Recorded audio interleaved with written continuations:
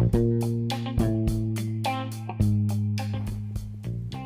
this is Mike from the Graphic Novel Show. Are you interested in starting and running your own podcast? Well, you know, this is the second one that we've done. We used to do a different one, and we decided to start this one.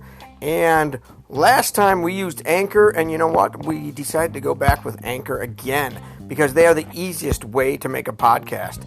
They give you everything you need in one place for free. You can do it right from your phone or on your computer. Anchor gives you creation tools that allow you to record and edit your podcast so it sounds great. You can do that right from your phone. That's quite amazing. They'll also distribute your podcast for you so it can be heard everywhere, like Spotify, Apple Podcasts, Google Podcasts, and many more. You can easily make money from your podcast with no minimum listenership. Now, what you need to do is go download the Anchor app or go to anchor.fm to get started.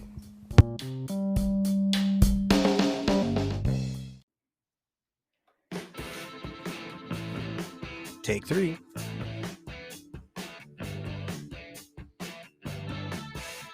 Hi, I'm Parker, and I use they, them pronouns. And I'm Mike, and I use he, him pronouns. And welcome to the Graphic Novel Podcast. Somehow we made it through that. This is a show where we discuss graphic novels, zines, and other comics. We throw in a little bit of life. Sometimes we talk about queer issues, race issues, death, relationships. Each and every week on Friday, we bring you a brand new episode. And if you like the show, we'd love it if you went on your favorite podcast distributor and give us 5 stars or give us a review, like on Apple Podcasts, Spotify, or YouTube. Make sure that you subscribe to our podcast so that every week when this goes live, it's showing right up in your feed and it's waiting there for you to listen. You can interact with us on Twitter, Facebook, and Insta. And if you want to chat with us, you know what you can do? You can go to anchor.fm/graphic novel podcast and you can leave us a voice message. We might play it on our next episode. We probably might. If you want to help us out, the best way that you can get this podcast to grow and help us grow it is by sharing it with your friends. That's right. All right, Parker, welcome to another week. How's it going? It's going, I guess. Yeah, exactly. It is July in Washington. And it's an unusual July. It's warm and then rainy and then warm and then rainy. I kind of feel like that's like the typical, at least growing up, that was kind of the typical thing. Like now it's really dry and hot usually, or at least like, I don't know, last 10 years or so. Yeah, you think so? Yeah. Even though 10 years ago you weren't here? We've been here for 7 years. Okay, 7 years. But it didn't start the year we showed up. I mean... Yeah, no, I know. But the year we showed up, it was in the 90s. It was our high hot. 80s. It was hot. High 80s, yeah. I know. I remember being like, this is not what I left behind. No, exactly. It was strange. Yeah.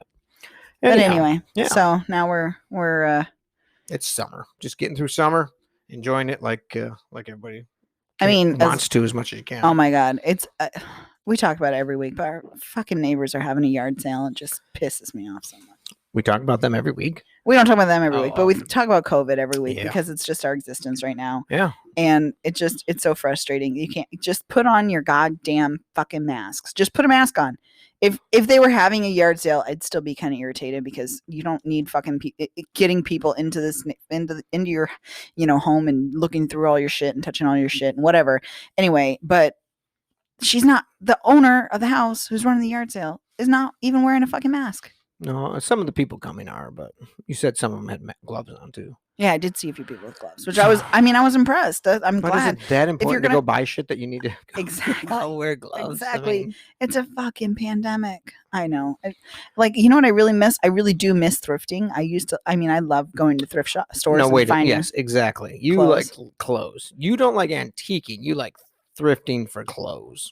Yes. That's it. See, now I like going to antique. But you know what's weird is that I don't enjoy shopping. Shopping isn't something I've ever enjoyed. Right. Because it's very rare that I can walk into a store and find clothes that fit me well. So it's just a chore.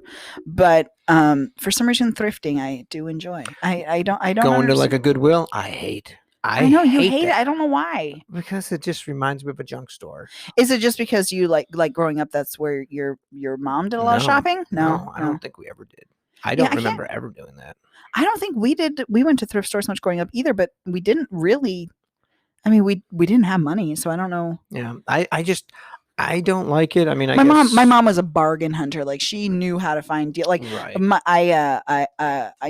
I went to homecoming in high school, she found my gown for like $6. Oh yeah, and I wasn't. I mean, you've seen my pictures of that purple, glittery. Okay. Yeah, $6 that dress cost. So no, that's and great. I wasn't even gonna go, but she found it, so I kind of had the to. The very last time that we did go through some antique stores, we actually bought something. We bought that painting. Is that the last time? God, that was I think so. A couple last summer. Was it last summer? Maybe. Because I was up in Bellingham. Yeah. See, so sometimes I can get into it and kind of find stuff. The big thing is when I was young and growing up, my mom and my brother really enjoyed going to antique stores. My mom had these collections that she would add to Swiss Chalet, Guardian wear. Mm-hmm. Did something happen? No, I said Swiss Chalet. Okay. Oh, Swiss Chalet. Okay, because it had nothing to do with the restaurant. It was like an Albertsons print or something. Like it was really. But her is that really what it was like? I don't know if it's Albertsons or not, but it wasn't some kind of fancy dinnerware. But I think her grandmother had it, or her great grandmother, or somebody had it. So she became obsessed with it, and she has four, probably an 8-person place setting with all this stuff, and because she just collected it over the years. So anytime she went into a thrift store, that's what she was looking for. She was also looking for her grandmother's silverware, if I remember. So it was just and Guardianware and Pyrex, those bowls, those colorful bowls. She was always looking for them, and so I hated it. And I would sit out in the car, and I don't even know. I mean, I didn't. Maybe I listened to my CD player, Walkman or whatever you called it. What was it called? The portable CD players. Because I know I didn't have an MP3 player, so it wouldn't have been that. And I know I didn't have a cell phone, so it wouldn't have been that. I don't know. They didn't have music on cell phones. I don't know what it was called. Whatever. This Discman probably. Oh, good. Fucking gendered shit. You had a disc person. I had a disc person thing. Yeah. Anyway. That must be what I did. Maybe I listened to the radio. I don't know. But point is, I really did not like going. Everything smelled, and there was nothing. It didn't entertain me in the slightest. I had no interest in searching for these things. So, it always. So then when I grew up, and then you wanted to fucking go antiquing, and it's like, God, this is my worst nightmare. I've never bought a lot of things, but I just like looking at the stuff. But why? I don't know, because I feel like someday I'll find something.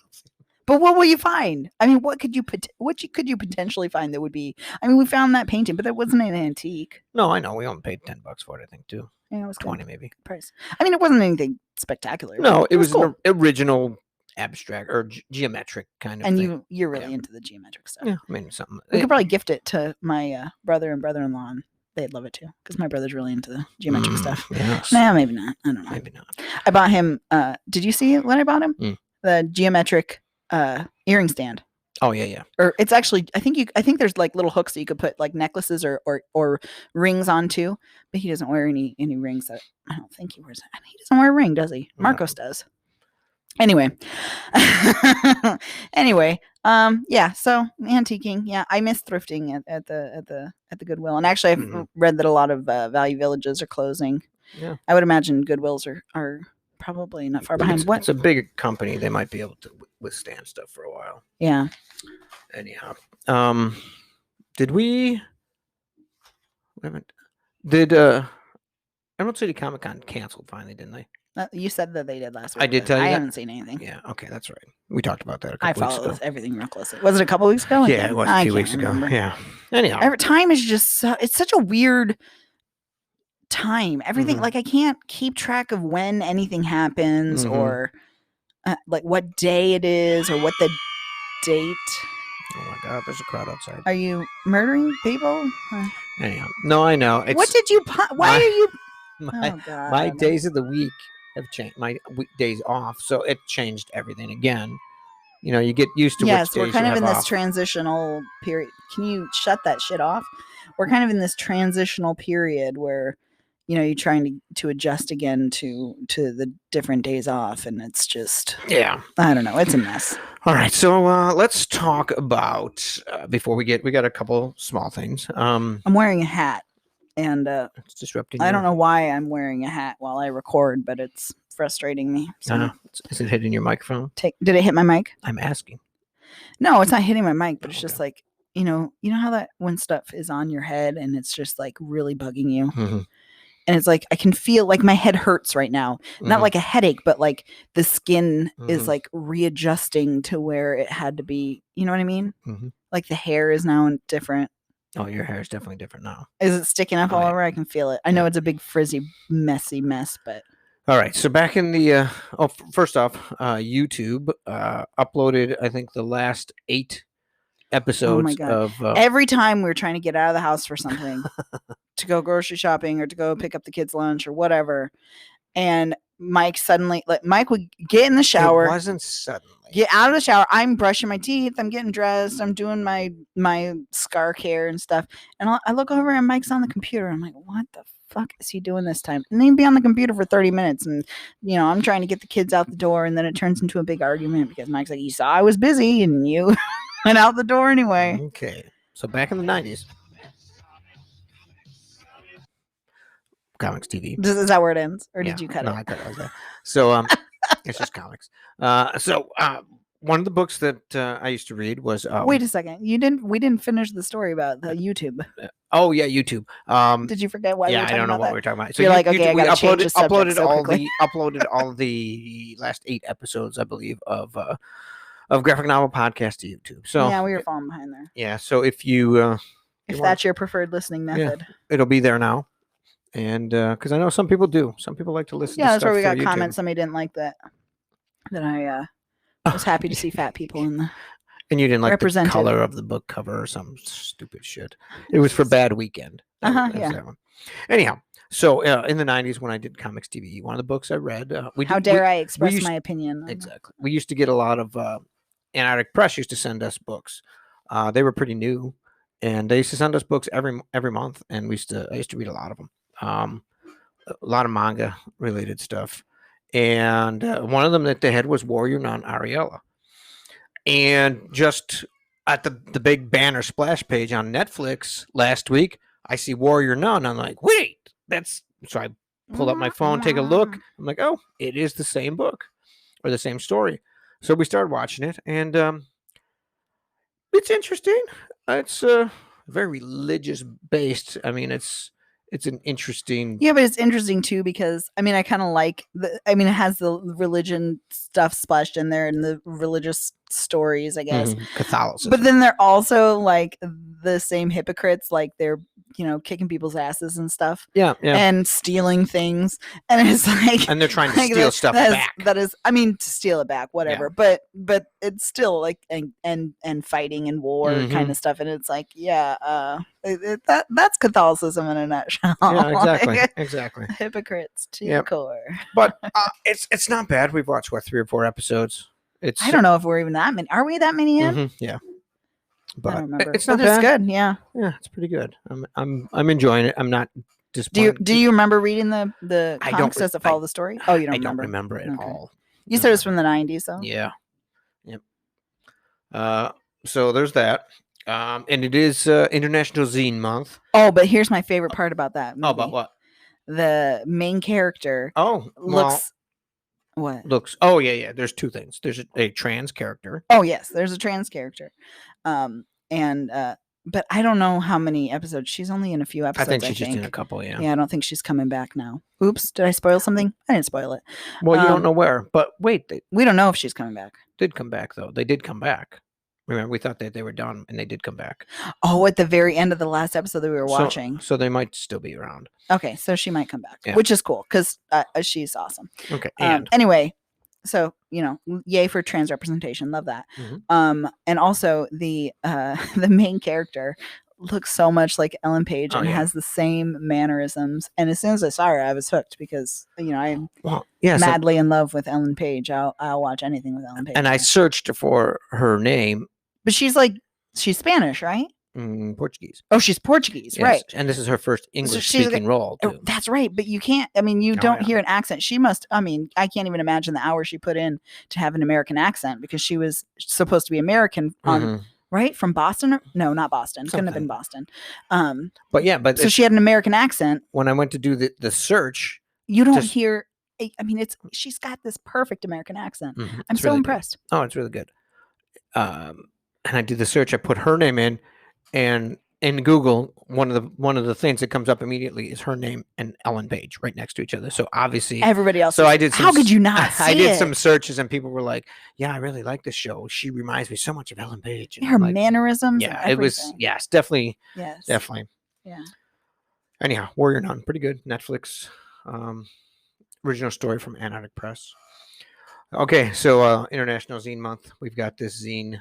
Free comic book. I just want to say up front that we argued about this. It's a free comic book publication from Pushpull Press. Art by Julia Wald at Where's Wald Art. And I think that everybody, I'm so interested. I told Mike not to do this. But. It's called A Menagerie of Monsters. 1, 2, 3, 4, 5, 6, 7, 8 monsters. Each page, it's a zine. You're kidding me. That's what you're going to do? Each page. You're just counting monsters? Each page. I'm going to see how many there are. Each page has a different monster. They're they're all a little different. Like the first one looks kind of like a troll with fairy wings. This one's kind of like mermaid with 2 heads and some other thing. This one's almost like a lion. Almost looks like the one story. It almost it almost looks like a minion with long hair and ear. I mean, it's a cyclops. Yep, kind of. I guess. It's kind of a deer, crazy looking deer. Are you enjoying this, fans? Listening to some other things. There's Mike describe another owl. Don't say some other things. You're reading this zine to everyone, so you must read and describe what you're seeing. Okay, so that's it. It's you didn't even read half of it. I know, because I don't want to give it away. So okay. I thought your intent was to read the zine. No, that's it. But that's what you read the whole zine last time. All right, but there's nothing else to read. All right, so another book. So are you going to tell me now that I was right, that you should have picked a different Another zine? book that I got. I am very happy to represent the zines, but to read on air, I don't know why you'd pick one without any words. Another book I got was called Wolverton, Thief of Impossible Objects. This is issue number 1. And let's see, who's it by? It is written by Michael Stark and Terrell T. Garrett. Art by Derek Rodenbeck. Colors Ellen Belmont. Letters Elizabeth McBride. And editor-publisher is Michael Stark. I really love it when they list all the creators. Well, that's something that I've seen on Twitter that a lot of people have complained that, like, complained about listing everybody? When books are getting listed, it's like the artist and the writer. And that's nobody else. Like, especially if somebody is doing like hand lettering. I mean, that's an important piece. Absolutely. Oh, and the coloring. We've talked about this. I talked to you about flatteners, that they do the initial colors and it's flat. They just do flat colors, but then the colorist comes in and they do all the 3-dimensional and shading and all that. Right. And a lot of times that first person doesn't even get credit for anything because they're not the final person, so they don't get the credit. But anyhow, so this Wolverton, it's a cool story. It's full color. It's just a comic. It's 31 pages.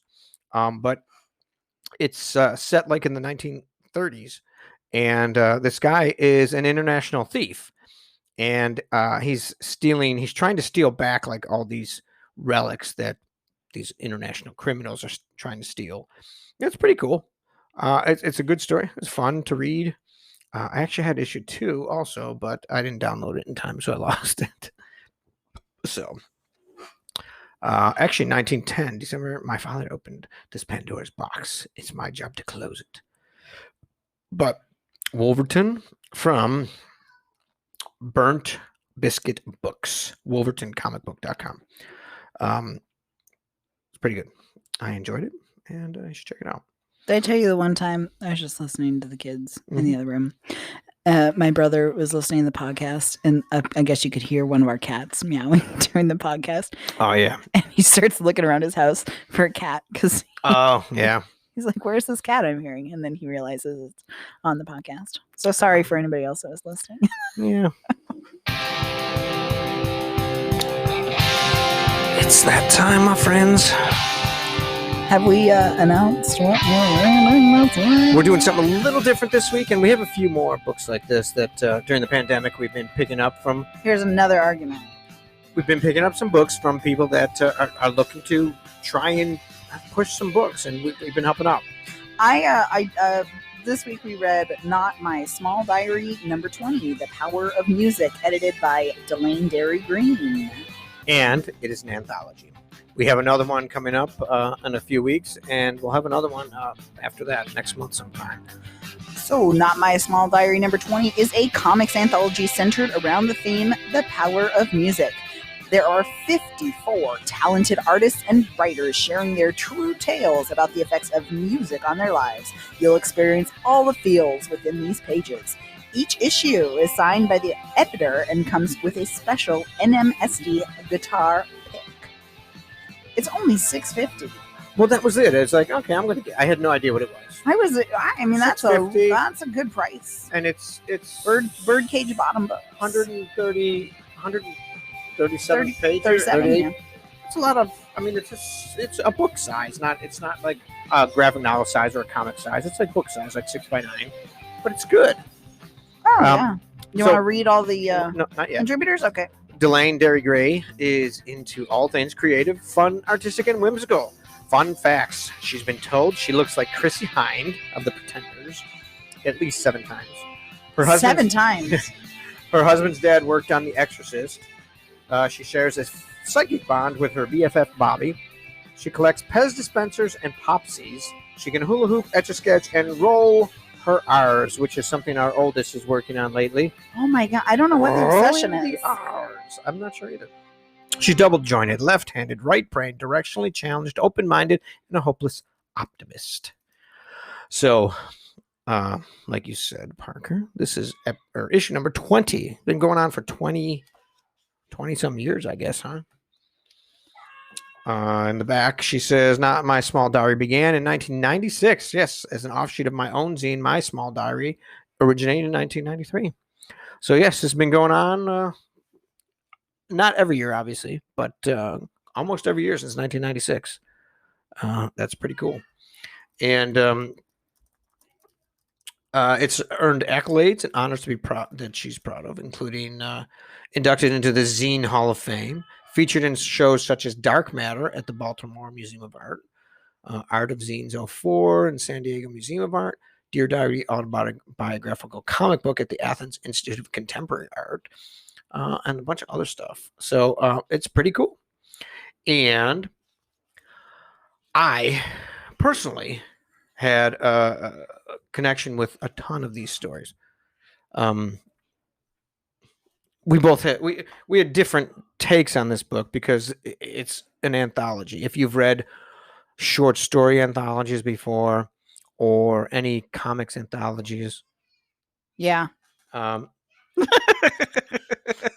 sorry. I'm listening to the kids bicker and I'm just thinking about the amount that it's coming through here. But okay, so I think it's not that I didn't enjoy the book, because I did. It was just that my brain is very, very, it's hard for me in the time span that we read books. It's hard for me to absorb it, I feel like. And I can't get into this short. I mean, some of them are 1-2 pages, right? So it's hard for me to get into it and absorb everything and connect to it in a way that I can I mean, there was a bunch of times that I laughed out loud, and the one story about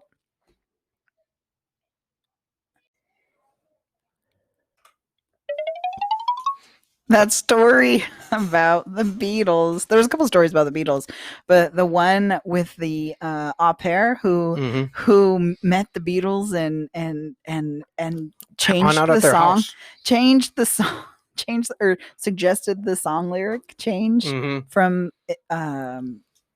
Something to Imagine. I can't remember what the word. Anyway, and then loses the ticket that she had that was proof of her meeting them because they had signatures. Right. And then turns out that she finds it in a chair years later. The artist, not the au pair, obviously. Right. Yeah. Because according to her, the first word of the song, it was "Envision I'm in love with you." It's Envision, right? Because I know. She says, "Well, wouldn't it be better with imagine?"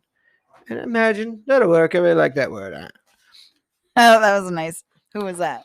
Let's see. One of them. That was a good impression. That of the was Beatles. probably Paul. 8 days a week. But anyhow, do you know that song? Imagine. I don't know. Whatever. Yeah, I don't know it either. Yeah. Are we terrible music people? I don't know the words. Without the music, I don't know what it is. I hate it when it happens. But yeah, but the story was good. I mean, you don't expect it to end the way it does. Because it's like a story. He's like, yeah, like we didn't believe her. She said she met the Beatles and she had this, train ticket or whatever. She's showering in their house, bathing in their house. Yeah. Yeah, and then they find this ticket years later. So what it is it's just they're all short stories of people that had something to do with music.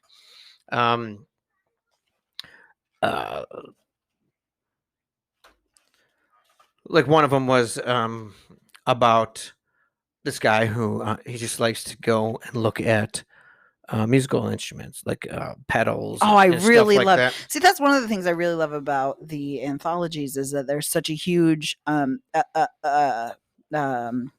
spectrum of art. Mm-hmm. What is the word I'm looking for? Styles. Mm-hmm. There's such a huge difference in styles, and they're like all collected in this short. And that's what I really love, because I do love to see the differences in the way that people draw, and even like the lettering and everything. I really love that. So you don't care? No, I do too. I like this. This one. But that one in particular was very different. I haven't seen a lot of yeah, they use watercolor, which is different. Not a lot of artists that we've seen so far use the watercolor for their comics, but also it was like the drawings almost look like it was a picture taken. Oh yeah. And yeah, I thought that was pretty cool. Mm-hmm. Well, it's like, where's your father? He's still back there looking at the effects pedals. Guys, come and look at these. So then he says like, I can't walk past a music shop without stopping to look. I'm always on the lookout for the perfect one. Of course, I can't actually play guitar. I don't need it. I don't need any pedals. So I mostly just window shop. Mostly. That is so awesome. But it's me. You know how many times I've gone into stores like that just I've lost you to in look at Guitar that kind of Center stuff or wherever. And it's like it's so infuriating. Sometimes. It is. It's infuriating for somebody like I'm me the actual instrument. I actually know how to play. There's not the guitar garage full of recorded music from me, so yeah, nothing that you would ever like. You're embarrassed. You're embarrassed about Medicine Man. My stuff is on the internet. I got a bunch. Some of those songs that you have produced are very not okay. Oh, there are definitely some that aren't okay. Yeah. Oh, Somebody's sister. Yeah. Oh well, that one's okay. No, it's not. Sure, it is. Oh my God, no, it's not. But there's other ones. There's ones about going to punk shows and. All different things, and there are a lot of them that just just hit me. See, this is why I struggle with whether this is the right medium for us to be discussing anthologies, is because I really love to focus on the artist and their story, and I just don't feel like there's 54 different artists. We can't even possibly talk about every artist that's in here and all the stories, and so it's hard for me to decide. I mean, I suck at decisions to begin with, so then to try and decide which stories I want to talk about and how in depth we want to get, and I mean, I don't know. No, I know. But I don't know. Hey, our listeners can tell us. Do you like it? Would you prefer that we talk about anthologies all the time? We'll do more of them. I don't know. We're going to get through these couple that we have, and we'll see. Don't say it like that. No. Like We're gonna. I like this a lot. It's just my brain just does not. My brain does not. Like I said, well, I can do this. I can read this and a couple, especially because I do it at work, and a lot of times I've got short breaks. Yeah.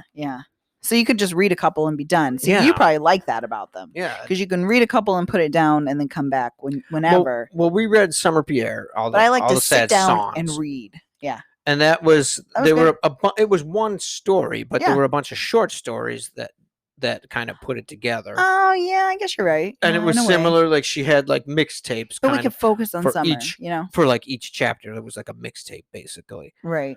about That was really cool. I like that. But that's kind of, Was Summer Pierre in here? no. Okay, I couldn't remember. No, I don't believe it. No. A lot of people. There's actually quite a few people that we already follow on Twitter. Some of them that follow us. Right. But yeah, it's like all different things. The anatomy of a mixtape. Right. So I like the Walrus.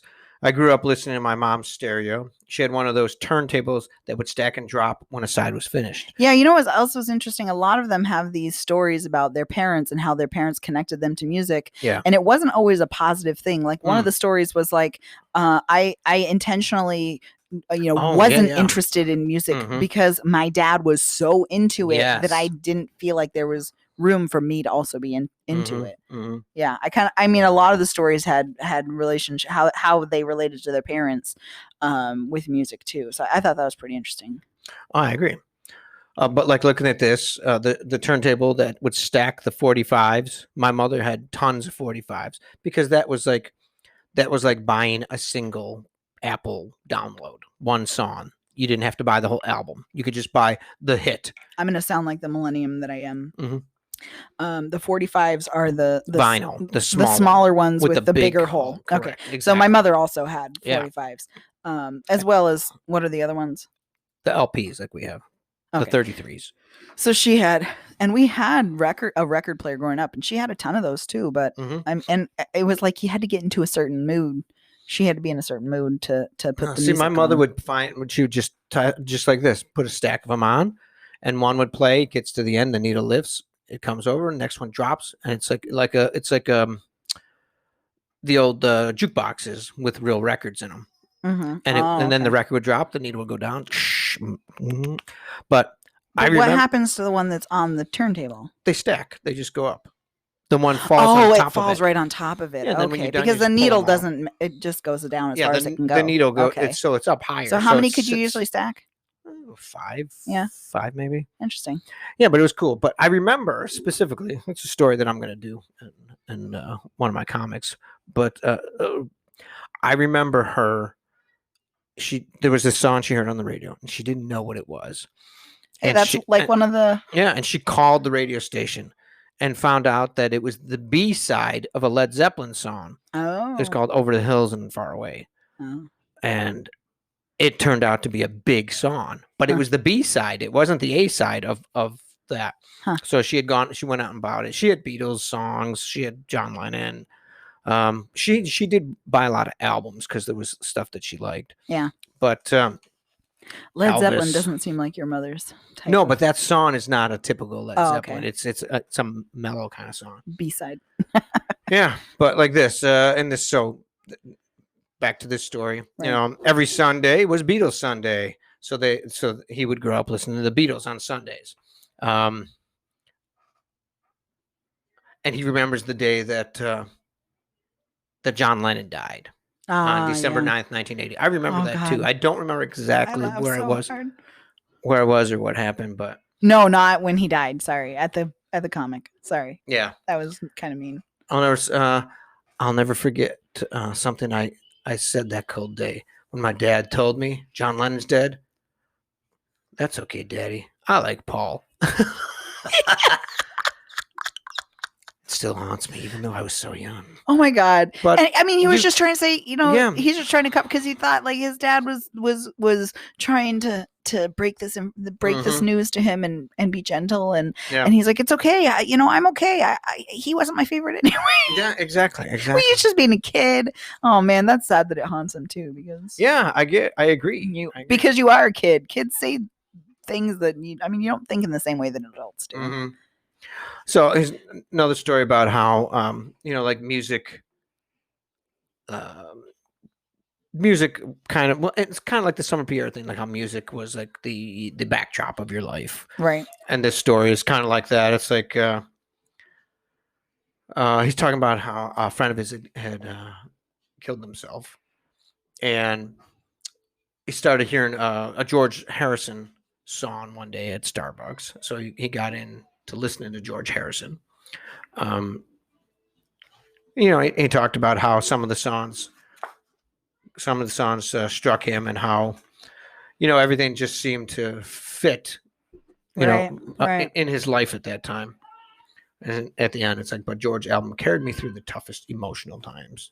And sometimes that's what music does. Sometimes it's when well, I used it in a bad way. What do you mean? Against my ex, my XX.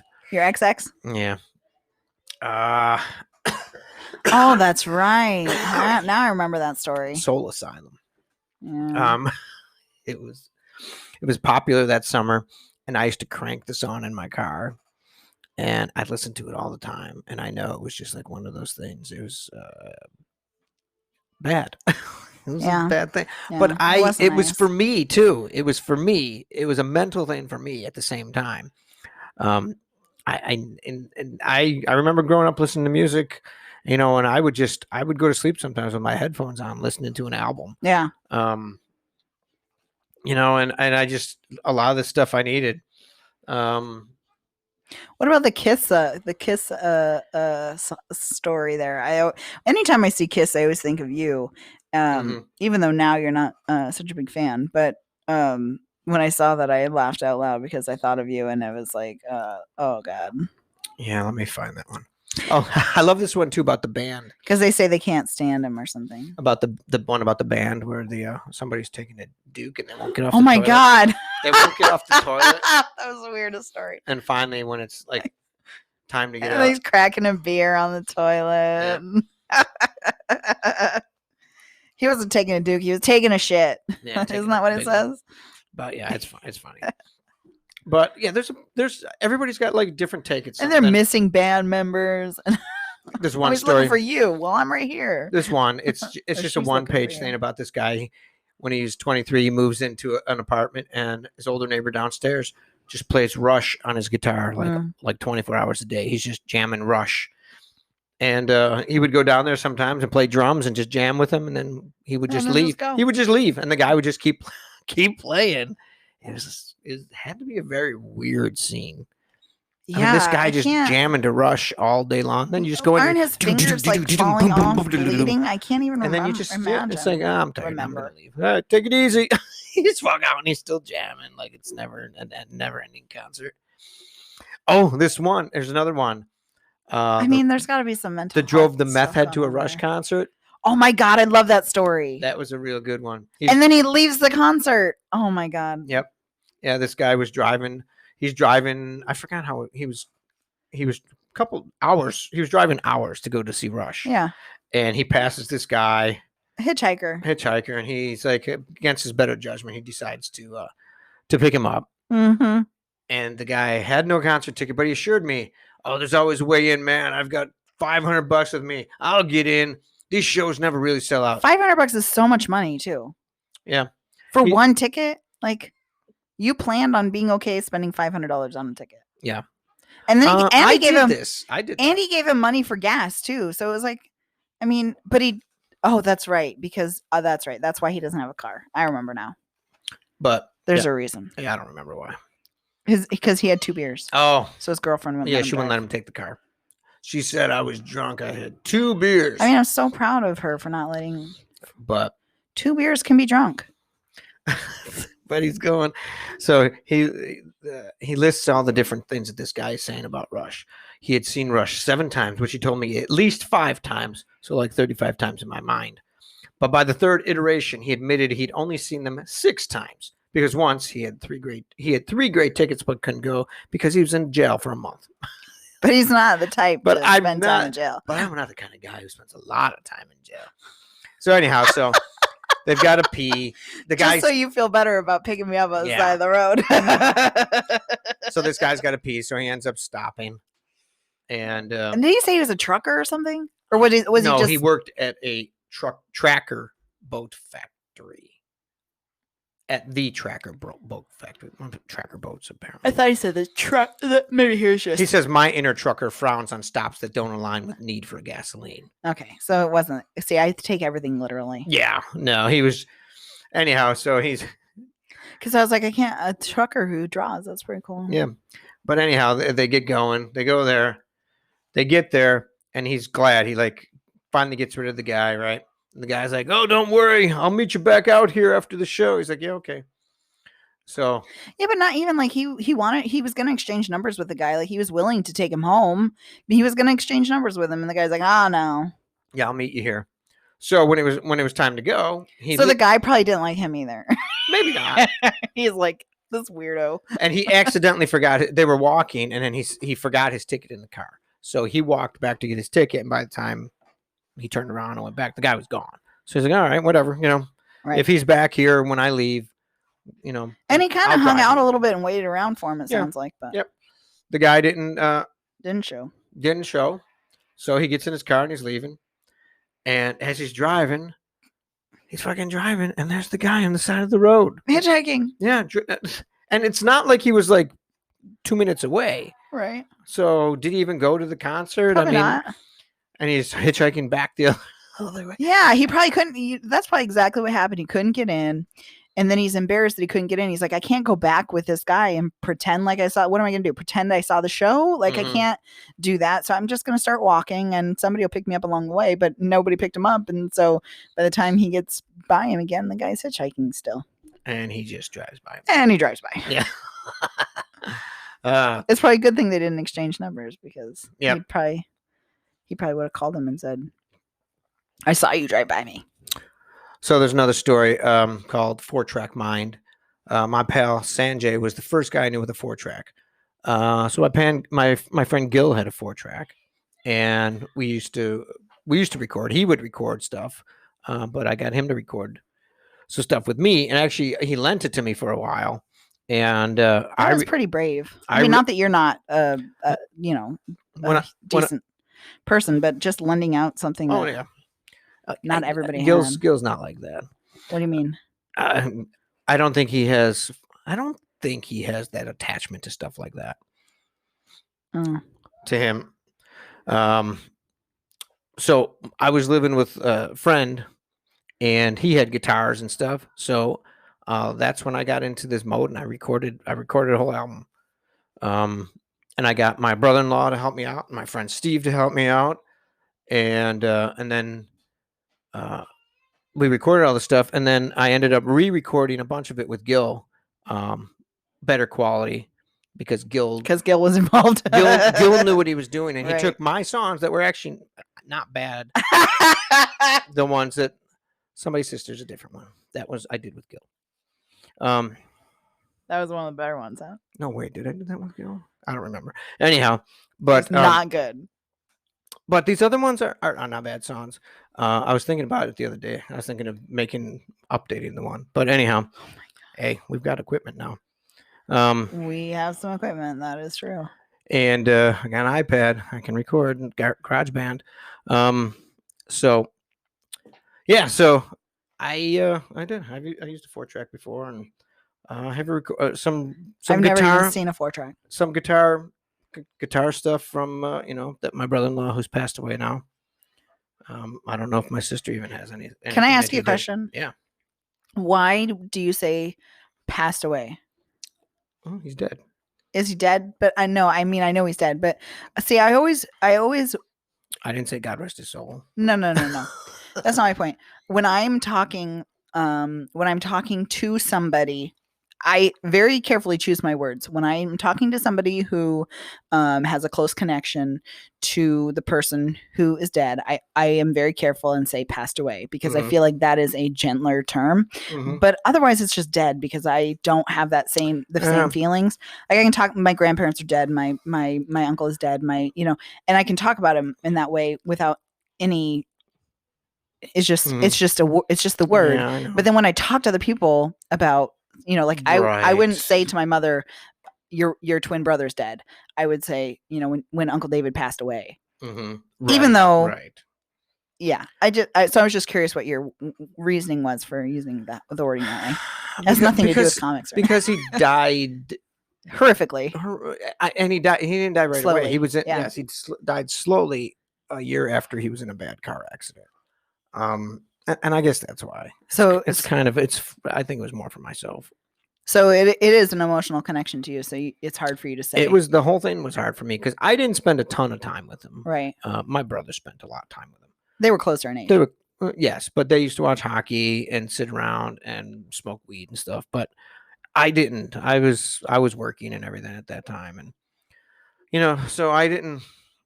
And I maybe part of it was guilt. I felt bad because I didn't. I hadn't hung around with them that much, and they'd only been married for, I don't know, a couple of years. You're right. So I don't know. I'm not sure. Anyhow, here's the Kiss story. It's not positive. Well, I forgot what it was. Well, here I am hanging out in my childhood bedroom, chilling out to my Disco Duck record from 1979. I remember that song. What can I say? I'm a child of the 80s, which means I spent my youth listening to some pretty goofy stuff. However, when I was a kid, our group, that's right, they scared the living crap out of me. Kiss. These four morons were the stuff of childhood nightmares. The makeup, the fire breathing, the fake blood. This shit was too much for my 5-year-old brain. Okay, now, in the 80s, I was, 10. Try again. Try again. I listened to Kiss in the 70s. I listened to Kiss in the 70s. Oh, did you? Okay. Going into the early 70s. So, like 74, 75. Still older than 5 years old. But I was 10 then, 10, 11, 12. So, yes, maybe at 5, I would have been scared shitless too. Yeah. I mean, you can see it when you hear the fire, the clown. I mean, a lot of kids are afraid of clowns. And they have like clown makeup. I mean, it's not like clowns, but the white faces and. Yeah, no, but he's like, and please don't get me started on Gene Simmons' giant tongue. Oh my God. Somebody would like to know about that. But I'm sure lots of people know about his tongue. Oh, well, I think he had said that he had been with thousands of women. Yeah. Wait, did he have throat cancer? No. Okay. No, he's married to, what's her name? I know he's married to somebody. But anyhow. That doesn't mean anything. He's married to somebody, so he can't have throat cancer? No, mine has nothing to do with that. Exactly. So why was that your response? I think, did he have throat cancer? No, he's married to somebody.